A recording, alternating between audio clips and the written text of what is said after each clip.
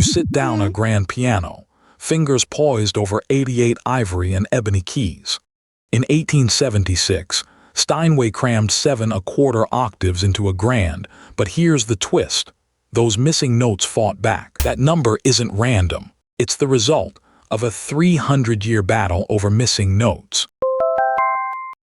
Aha, Doodles. Steinway locked in 88 keys in 1880, nailing 7 full octaves, so even your grandma's opera gloves could play a full symphony. Right now, you're hearing the exact same notes Mozart, Beethoven, and even the Beatles used. Turns out, that final high C was the sonic equivalent of a toddler's squeaky toy.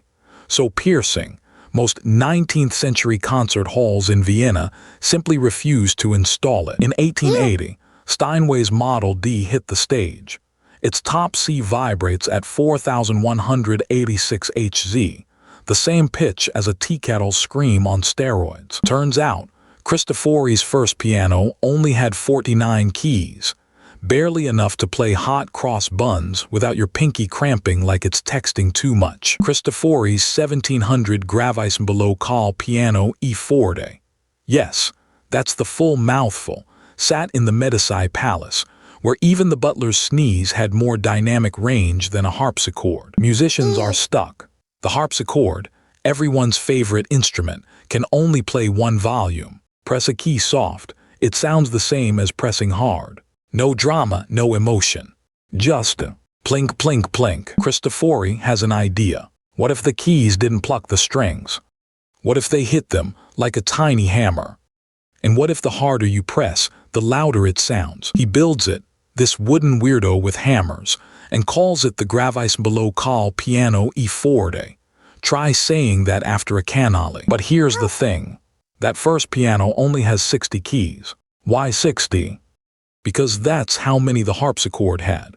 Cristofori didn't add more. He just made them work better. By 1770, Vienna's piano makers had already boosted it to 73 keys, like upgrading from a flip phone to a smartphone, but with more Mozart. Enter Silbermann, the German tinkerer who, by 1749, slapped 80 keys on his grand, like adding a turbo button to a race car, but with more Bach. Silbermann's rival, Gottlieb Tafel, cranks it up to 85 keys in 1770. Because why stop at 80 when you can squeeze in a few more? Enter Johann Stein, the Mac Jiver of Mozart's day. He bolts a 6th octave onto his 1780 Vienna-style fortepiano, giving us 73 keys and room for those dramatic high notes. He sits down at the keyboard and pauses. His fingers hover. The piano in front of him only has 5 octaves. That's 61 keys. Not enough. Mozart wasn't the only one complaining. Composers were writing music that demanded more range, higher highs, deeper lows. Beethoven, a few decades later, was even worse. He'd slam his hands down, demanding notes that didn't exist yet. Piano makers.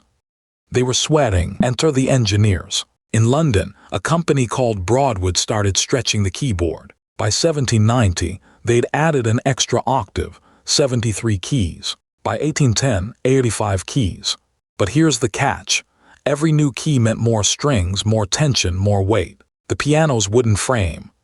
It was groaning under the pressure. Broadwood's 1810 Grand had a cast iron frame to handle the strain, like giving the piano a metal exoskeleton. So why keep adding keys? Because the music demanded it. Chopin's nocturnes needed those whisper-soft, low notes. Liszt's symphonies. They roared with highs that could shatter glass. Composers weren't just writing music.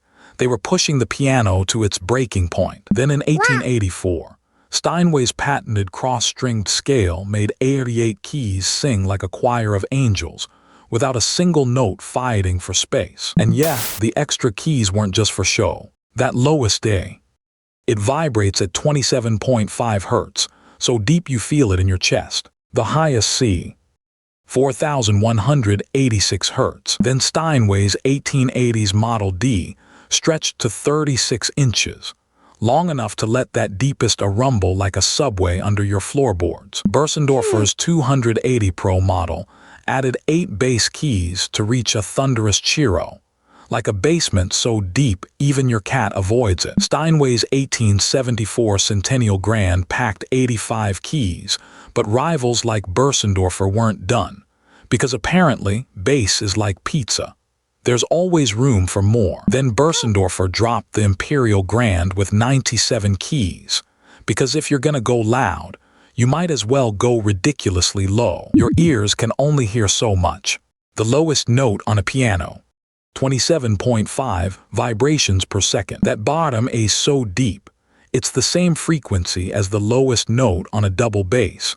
Bach's cello suites would sound like whale songs down there. That top C, it's the same pitch as a piccolo's highest note, so piercing, even a bat would flinch before tapping the key. Turns out, in 1880, London's Broadwood and Sons shipped a 97-key beast to a Russian duke, who sent it back, grumbling it sounded like a teapot orchestra mid-meltdown. Then in 1895, American piano maker Steinway unveiled a 92-key prototype, only to have critics say it sounded like a cat walking across a xylophone in a hurricane. Turns out, Börsendorfer's 1900 Imperial Grand stretched to 97 keys, until musicians complained the top notes sounded like a mosquito arguing with a microwave. That 97-key beast, it was actually Chickering and Sons in Boston, who tried it first in 1853, until players said the high notes sounded like a tea kettle auditioning for a choir. So Chickering trimmed it to 88,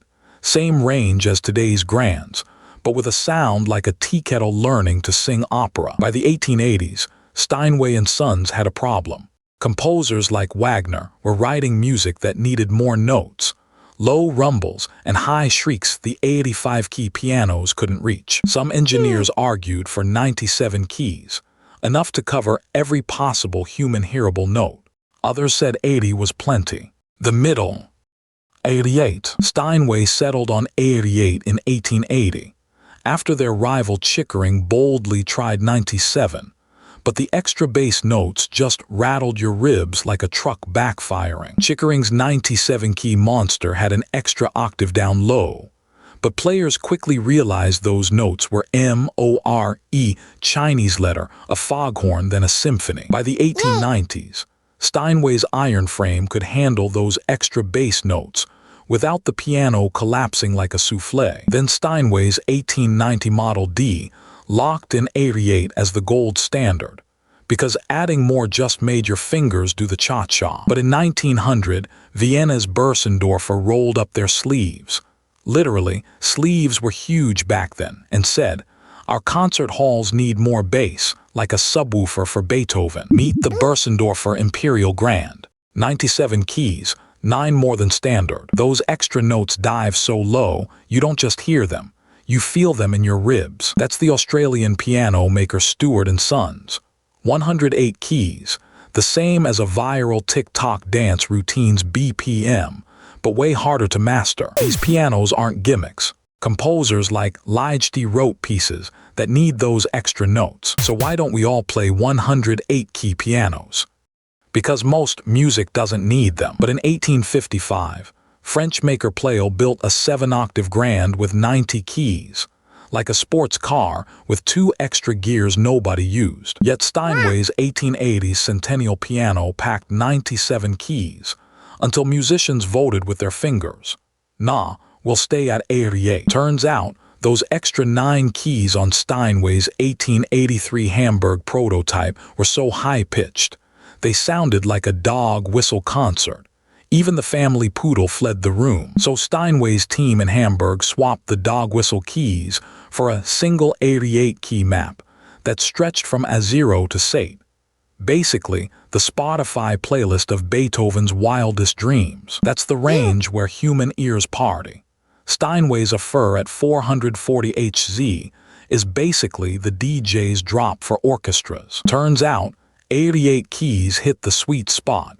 Börsendorfer's 97-key Imperial in 1900 flopped faster than a TikTok trend, because most mortals can't even reach those extra notes. Even Liszt's 1838 Vienna recital, a sonic earthquake, didn't crack the 88-key consensus, though he did break a few piano strings. Then came Steinway's 1880 Model D, the first to stretch to 88 keys, giving Rachmaninoff's fingers room to race up and down without tripping over the coffee table. Börsendorfer's 97-key Imperial Grand does exist, built for composers like Debussy who crave those extra bass rumble notes. Fun fact: Yamaha's 2019 Trans Acoustic 88-key Grand lets you plug in headphones, so your neighbors think you're practicing scales, not summoning a T. Rex with Rachmaninoff.